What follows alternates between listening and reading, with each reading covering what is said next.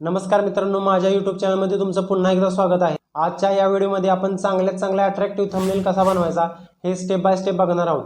जर आपण आपल्या व्हिडिओसाठी चांगल्या अट्रॅक्टिव्ह थंबनेल दिला तर आपल्या व्हिडिओचा CTR वाढतो। जेव्हा YouTube वरती एखादा टॉपिक सर्च केला जातो तेव्हा YouTube त्यांना भरपूर व्हिडिओ रेकमेंड करतं आणि लोक त्याच व्हिडिओवरती क्लिक करतात ज्या व्हिडिओचा थंबनेल त्यांना अट्रॅक्टिव्ह वाटतो। त्यामुळे थंबनेल अट्रॅक्टिव्ह असणं खूप गरजेचं आहे। जर मित्रांनो आपल्या व्हिडिओचा थंबनेल चांगला असेल तर आपल्या व्हिडिओचा CTR सुद्धा चांगला राहील आणि आपल्या व्हिडिओचे व्ह्यूज सुद्धा वाढतील।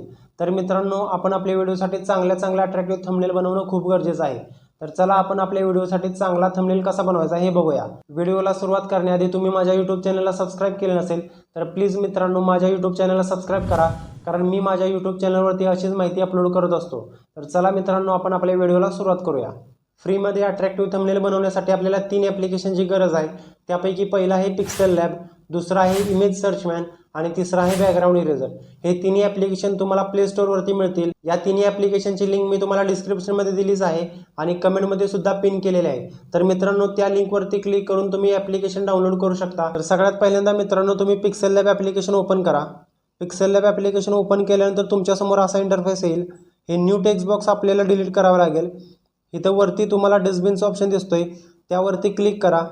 त्या डस्टबिनच्या ऑप्शनवरती क्लिक केल्यानंतर तुमच्यासमोर असा इंटरफेस येईल। हे कन्फर्मेशनसाठी तुम्हाला विचारतंय। इथं ओकेवरती क्लिक करा। ओकेवरती क्लिक केल्यानंतर आपल्यासमोर असा इंटरफेस येतोय। आता आपल्याला इथे यूट्यूब थंबनेलची साईज सिलेक्ट करावी लागेल। त्यासाठी इथं वरती उजव्या कोपऱ्यात तुम्हाला 3 डॉट दिसतात, त्यावरती क्लिक करा। इमेज साईजवरती क्लिक करा। इमेज साईजवरती क्लिक करून इथं कस्टमच्या समोर तुम्हाला एक छोटासा ॲरो दिसतोय, त्यावरती क्लिक करा। इथं यूट्यूब थंबनेलवरती क्लिक करा। यूट्यूब थंबनेलवरती क्लिक केल्यानंतर ओकेवरती क्लिक करा। आता मित्रांनो आपल्यासमोर यूट्यूब थंबनेलची साईज आली आहे।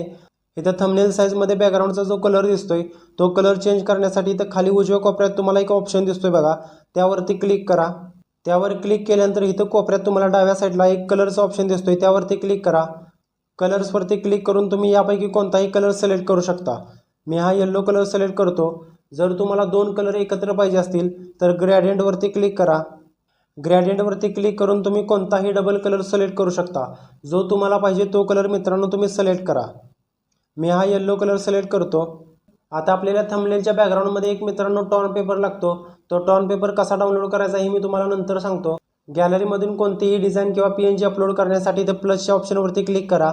फ्रॉम गॅलरीवरती क्लिक करा। गॅलरीमधून तुम्हाला जे पाहिजे ते तुम्ही अपलोड करू शकता। मी इथं हा टॉन पेपर सिलेक्ट करतो। टॉन पेपर सिलेक्ट केल्यानंतर ह्या टिकवरती क्लिक करा। मी या टॉन पेपरची साईज जराशी वाढवतो। या पेपर बरोबर आपल्याला मित्रांनो एक व्हाईट कलरचा बॅकग्राऊंड दिसतोय। तो व्हाईट कलरचा बॅकग्राऊंड रिमूव्ह करण्यासाठी इथं तुम्हाला बरोबर मध्ये खाली सेटिंगचा ऑप्शन दिसतोय, त्या सेटिंगच्या ऑप्शनवरती क्लिक करा। सेटिंगच्या ऑप्शनवरती क्लिक केल्यानंतर इकडे डाव्या साईडला जरा स्क्रॉल करा। स्क्रॉल करून तुम्हाला इथे इरेज कलरचा ऑप्शन दिसतोय, त्या इरेज कलरच्या ऑप्शनवरती क्लिक करा। हे इनेबल करा आणि याचा टॉलरन्स थोडासा वाढवा। यानंतर मित्रांनो मी याची साईज जरा कमी करतो। ह्या पॉईंटचा वापर करून तुम्ही याची साईज कमी करू शकता किंवा जास्त करू शकता। इकडे डाव्या साईडला हा जो पॉईंट दिलाय, ह्या पॉईंटचा वापर करून तुम्ही ही डिझाईन पाहिजे तशी रोटेट करू शकता। मी अशी रोटेट करतो आणि याची साईज जरा वाढवतो। साईज वाढवून मी इथं राईट साईडला ॲडजस्ट करतो। जर तुम्हाला टॉन पेपरचा कलर चेंज करायचा असेल तर इकडे डाव्या साईडला स्क्रॉल करा। इथं कलरच्या ऑप्शनवरती क्लिक करा आणि हे इनेबल करा। यापैकी तुम्ही कोणताही कलर सिलेक्ट करू शकता। मी हा रेड कलर सिलेक्ट करतो। त्यानंतर अजून जरा इकडे स्क्रॉल करा। इथं तुम्हाला एक स्ट्रोकचा ऑप्शन दिसतोय, त्या स्ट्रोकच्या ऑप्शनवरती क्लिक करा आणि हा स्ट्रोक इनेबल करा। हा स्ट्रोक इनेबल केल्यानंतर त्या टॉन पेपरच्या आउटर लाईनला एक लाईन येते मित्रांनो। मी माझ्या थंबनेलमध्ये स्ट्रोकचा वापर करत नाही त्यामुळे हे डिसेबल करतो। त्यानंतर इकडे जरा अजून डाव्या साईडला स्क्रॉल करा। इथं तुम्हाला 2 शॅडो दिसत आहेत, एक आउटर शॅडो आहे आणि एक इनर शॅडो आहे। हे दोन्ही शॅडो जर इनेबल केले तर तुमच्या डिझाईनला चांगला 3D लुक येतो। मी हा पहिला शॅडो इनेबल करतो। जरा वरती स्क्रॉल करून याचा रेडियस थोडासा वाढवतो। इनर शॅडोवरती क्लिक करून हा इनर शॅडो सुद्धा मी इनेबल करतो। याचाही रेडियस थोडासा वाढवतो। हे दोन्ही शॅडो इनेबल केल्यामुळे आपल्या डिझाईनला चांगला 3D लुक येतोय, हा तुम्हाला स्क्रीनमध्ये दिसतोय। ही टॉर्न पेपर देण्याची ही एक पद्धत आहे। अजून एक दुसरी पद्धत आहे टॉर्न पेपर क्रिएट करण्याची, ती पद्धत मी तुम्हाला सांगतो। त्यासाठी मी हा टॉर्न पेपर डिलीट करतो। इथं वरती तुम्हाला प्लसचा ऑप्शन दिसतोय, त्यावरती क्लिक करा। त्यावरती क्लिक केल्यानंतर इथं तुम्हाला शेप्सचा ऑप्शन दिसतोय, त्यावरती क्लिक करा। शेप्सवरती क्लिक केल्यानंतर आपल्याला मित्रांनो हा चौकोन घ्यायचा आहे। हा जो स्क्वेअर आहे हाच पाहिजे आपल्याला। इथं टिक दिसते तुम्हाला, त्यावरती क्लिक करा। त्या टिकवरती क्लिक केल्यानंतर आपल्यासमोर एक स्क्वेअर आला आहे. आता ह्या स्क्वेअरचा कसा वापर करायचा हे मी तुम्हाला सांगतो. व्यवस्थित लक्ष देऊन बघा मित्रांनो, हे खरंच खूप महत्त्वाचं आहे. जरा इकडे डाव्या साईडला स्क्रॉल करा. इथं तुम्हाला एक इरेजरचा ऑप्शन दिसतोय. त्या इरेजरच्या ऑप्शनवरती क्लिक करा. इथं इरेजरच्या शेजारी तुम्हाला हा एक ऑप्शन दिसतोय बघा, त्या ऑप्शनवरती क्लिक करायचं आहे मित्रांनो.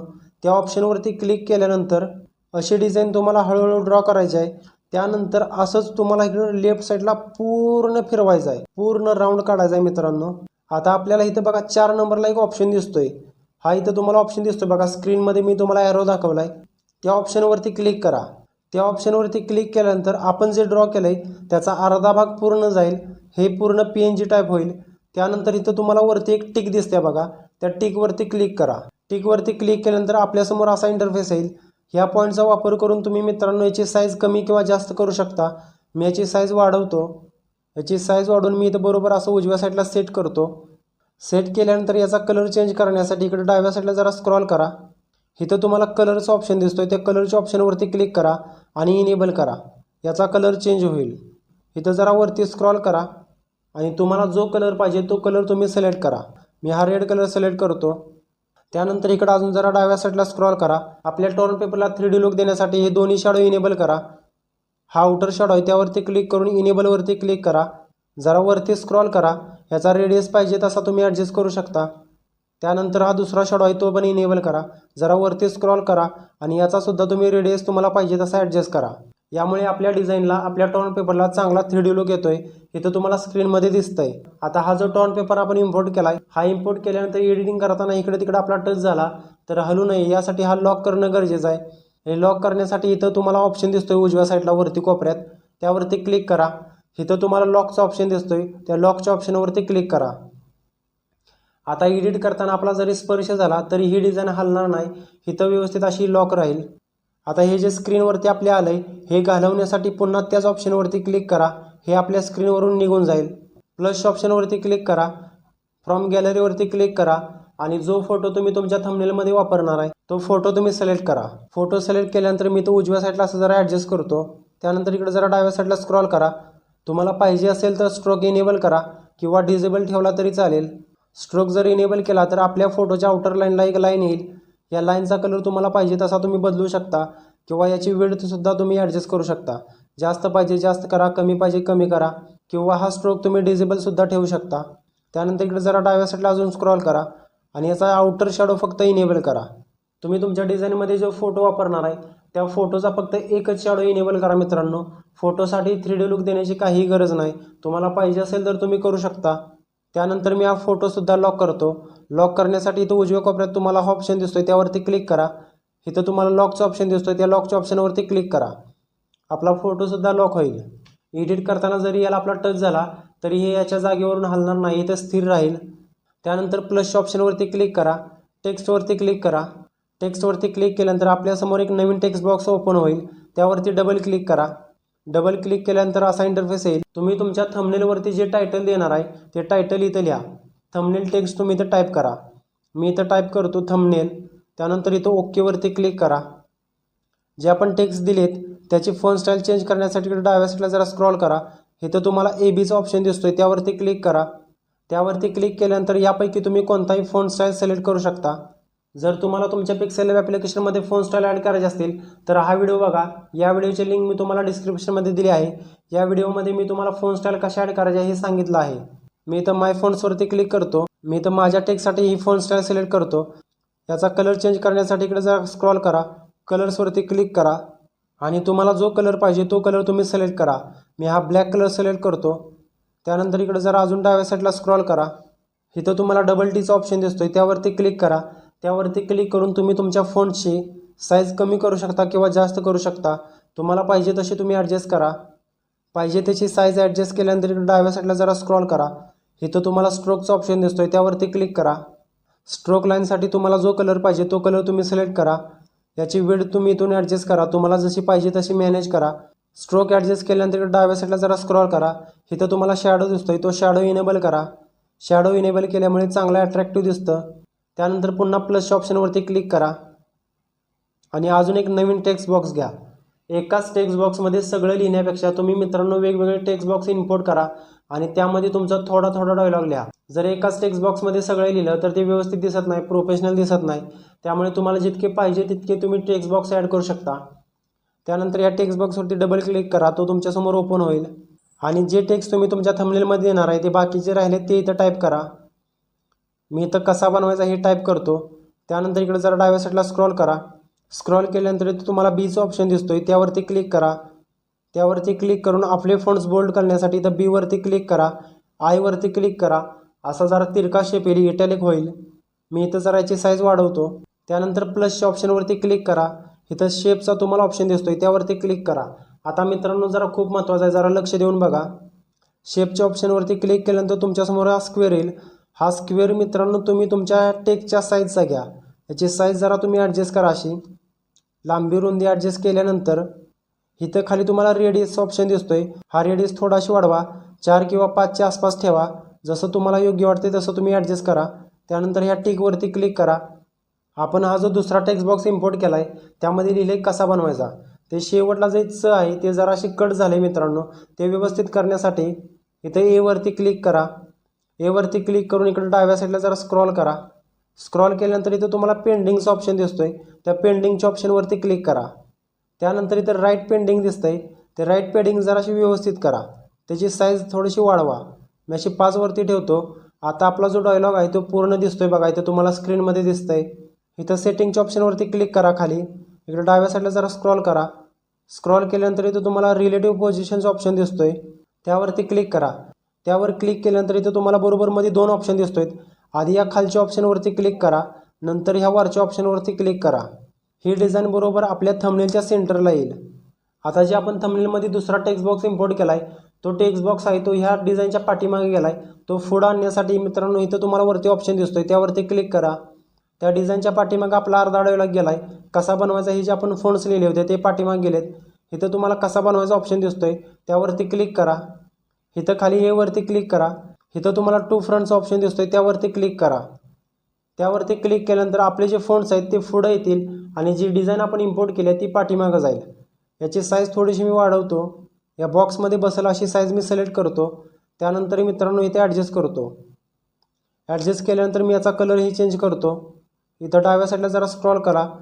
कलरच्या ऑप्शनवरती क्लिक करा आणि तुम्हाला जो कलर पाहिजे तो कलर सिलेक्ट करा. मी हा रेड कलर सिलेक्ट करतो. त्यानंतर इकडे जरा स्क्रॉल करा आणि स्ट्रोक इनेबल करा. स्ट्रोक इनेबल केल्यानंतर मी याचा शॅडोसुद्धा इनेबल करतो. इथं वरती उजव्या कोपऱ्यात तुम्हाला हा जो ऑप्शन दिसतोय त्यावरती क्लिक करा. त्यानंतर इथं तुम्हाला खाली डाव्या साईडला ऑप्शन दिसतोय, त्यावरती क्लिक करा. त्यावर क्लिक करून ज्या गोष्टी तुम्हाला मर्ज करायच्या आहेत त्या गोष्टी सिलेक्ट करा. आता आपल्याला ही जी पट्टी आहे ती आणि कसा बनवायचा हे 2 आपल्याला बॉक्स एकत्र मर्ज करायचे आहेत. त्यामुळे मी हे 2 बॉक्स सिलेक्ट करतो. सिलेक्ट केल्यानंतर इथं खाली तुम्हाला मर्जचा ऑप्शन दिसतोय, बरोबर सेंटरला इथं दिसतोय बघा, त्यावरती क्लिक करा. त्यावर क्लिक केल्यानंतर हे तुम्हाला कन्फर्मेशनसाठी विचारेल. इथं ओकेवरती क्लिक करा. ओकेवरती क्लिक केल्यानंतर त्या दोन्ही गोष्टी एकत्र मर्ज होतील. हे घालवण्यासाठी पुन्हा ह्याच ऑप्शनवरती क्लिक करा. आता बघा ह्या दोन्ही एकत्र झालेत. ह्याचा शॅडो इनेबल करण्यासाठी इकडे जरा डाव्या साईडला स्क्रॉल करा. डाव्या साईडला स्क्रॉल केल्यानंतर ते शॅडो इनेबल करा. त्यानंतर ही डिझाईन मी मित्रांनो लॉक करतो, जेणेकरून एडिट करताना हे हलू नये. प्लसच्या ऑप्शनवरती क्लिक करून मी माझ्या गॅलरीमधून हा थंबनेल सिलेक्ट करतो. याची साईज जराशी कमी करून इथं खाली डाव्या साईडला इथं ॲडजस्ट करतो. त्यानंतर ह्याचाही मी मित्रांनो शॅडो इनेबल करतो. शॅडो इनेबल केल्यानंतर मित्रांनो मी अजून एक थंबनेल इम्पोर्ट करतो. थंबनेल इम्पोर्ट केल्यानंतर याची साईज मी कमी करतो. जो मी पहिला थंबनेल इथं लावला आहे खाली फॉर एक्झाम्पलसाठी त्याच्याच मापाचा हा करतो आणि इथं साईडला बरोबर त्याच्याच साईडला समोर ठेवतो. त्यानंतर याचाही शॅडो मी इनेबल करतो. त्यानंतर हे दोन्ही थंबनेल मी इथं मित्रांनो लॉक करतो, जेणेकरून एडिट करताना हलू नये. प्लसवरती क्लिक करून मी इथं एक इमोजी सिलेक्ट करतो. हा इमोजी मी सिलेक्ट केला आहे.